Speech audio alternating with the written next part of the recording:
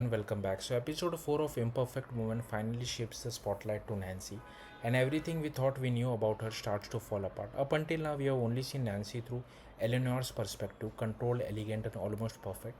But this episode reveals the truth, and it's much darker. We learn that Nancy's childhood was deeply traumatic. She grew up in poverty with an alcoholic mother and abusive stepfather, Scott. From a young age, Nancy was manipulated in believing that everything in life was transactional, even her own safety. She endured abuse because Scott funded her ballet dreams, convincing herself it was the price she had to pay. And when her mother found out, instead of protecting her, she blamed Nancy. That moment spiraled into something horrifying. Her mother deliberately crashing a car with Nancy inside, leaving her physically and emotionally scarred for life. This explains everything about who Nancy is today. Her need to be perfect, her fear of rejection, her constant urge to please others, because deep down she believes she will be punished if she doesn't. Now, fast forward to the present, Nancy's life looks perfect on the outside. A wealthy husband, luxurious lifestyle, and her signature New Year's party that she obsessively plans every year.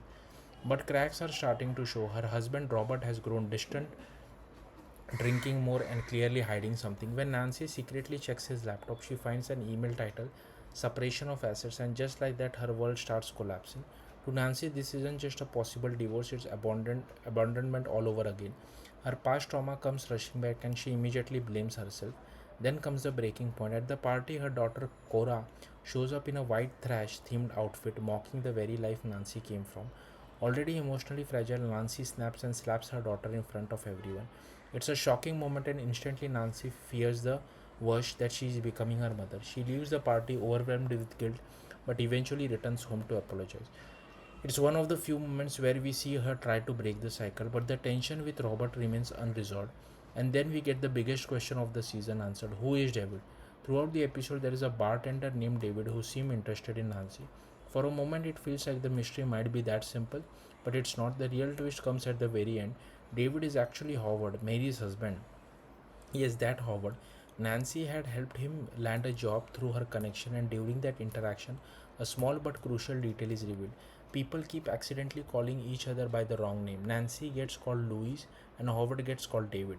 It seems harmless at first, almost like a running joke, but it's not. That name David is tied to something much bigger, and suddenly everything clinks into place. Nancy and Howard clearly had more interactions than we initially thought.